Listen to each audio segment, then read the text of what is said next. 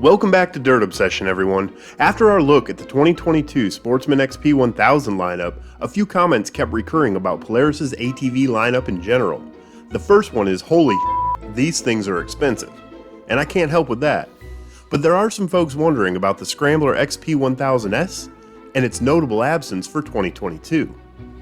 Now, I could reach out to Polaris for a comment, and I'd probably get back some generic, non-definitive answer that was convoluted with superlatives and pointed back to the capability of the machines that are currently available. The hardest working, smoothest riding ATVs on the market. But where's the fun in that?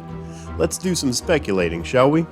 First, here's the background. In July of 2019, Polaris released the Sportsman and Scrambler XP1000S as 2020 models. As most of you know, the S models are purpose-built 55-inch wide ATVs with a reinforced chassis, new steering design, and long travel suspension. The engine is the same 952cc ProStar engine that powers the standard width Sportsman XP1000, and the transmission is beefed up in the chain and sprockets in order to handle the extra weight. We tested one of these in a comparison with other ATVs on the market, and that entire series is available on ATV On Demand's YouTube channel. Love them or hate them, these were groundbreaking ATVs in a market where stagnancy is often better news than another ATV drop from a lineup. And I mention that because the year before, Polaris did drop an ATV from their lineup.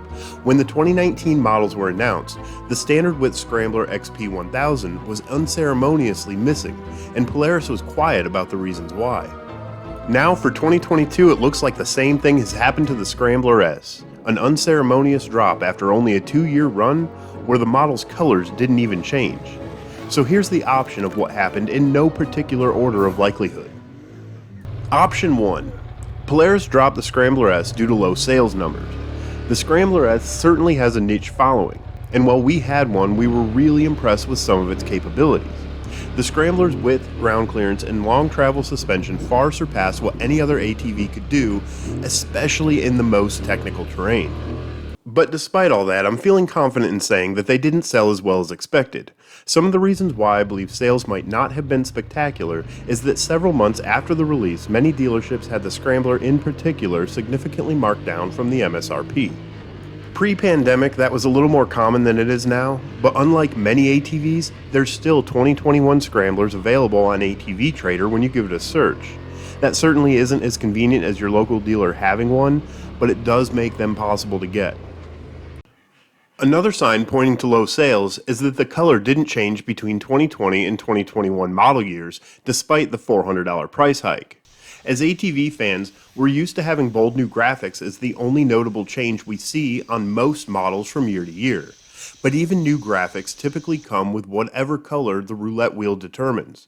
Now, I'm not saying black doesn't look great, because it does, but the only difference between the 2020 and 2021 Scrambler S is the date of manufacturing. If sales are in fact low, I think there's two reasons for it. One is that the Scrambler just isn't as practical as the Sportsman S because of the increased capability of the Sportsman with the racks and storage, and two, at its price, it's competing with very capable side-by-sides. The Scrambler does best from a capability perspective in areas where side-by-sides are more popular, because side-by-sides jack up the trail for standard width ATVs. But when side-by-sides are more common and more popular, the Scrambler is less likely to sell. Off-roading, at least in our area, has become more of a social event than an action sport, and when all of your buddies have side-by-sides so that they can bring along their chubby little Fireball depositories stuffed into Daisy Dukes and cowboy boots along, there's more of a chance you're going to do the same. Phew! Option 1 went to a pretty dark place there. Let's move on to Option 2. Option 2 is that the Scrambler is going to be released later than the rest of the ATV lineup. Polaris does this sometimes with mid-year releases, but it's typically with special edition or limited edition models. I could see waiting to release the Scrambler until early 2022, and I think the most likely reason for that is supply chains. If you haven't noticed, it's tough out there right now to get parts for your ATV, and I'm sure manufacturers face similar issues on a larger scale. Polaris has to rely on Walker Evans for the Scrambler's long travel suspension, and Walker Evans has a 3 to 6 month lead time on suspension systems right now due to a back order on springs. I think it's at least possible that the Scrambler's 2022 model year release is delayed due to the unavailability of parts. Option 3 is that Polaris is going to push the Scrambler to the next level, and if they were going to do this, I think they could do it by adding dynamic suspension. Dynamic suspension is Polaris's fully active suspension system, and having had a Razor Dynamics, we can wholeheartedly say that dynamic suspension allows you to drive a big heavy machine harder and faster than you ever thought possible. It would be cool to see this added to an ATV, but there's no doubt in my mind that adding dynamic suspension to the Scrambler would push the price point close to the $20,000 mark. Most of us would balk at this price as absolutely ridiculous, but it's a price point that has been normalized in the off-road market by side-by-sides that have crossed the $30,000 threshold. The truth is, you can take an $8,000 sport ATV like the Raptor 700 and easily take it north of $15,000 by adding the big three: suspension, arms, wheels, tires, stems, clamps, bars, whatever other finishing touches you'd like. And my point is, the price isn't conceivable, even if it does seem ludicrous to most of us. But if option 1 is even close to being true in any way, and the Scrambler isn't selling well, I don't see making the investment of adding dynamic suspension anytime soon, regardless of how cool it could be.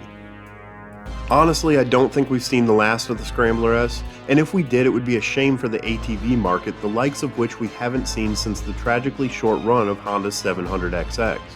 But I guess that's how it goes sometimes, especially under certain administrations. But what do you think about the fate of the Scrambler S? Is it coming back after a brief hiatus, or did it sell so poorly that Polaris just pulled the plug after only 2 years of production? Let us know in the comments what you think is going on here. And as always, we'll see you next time.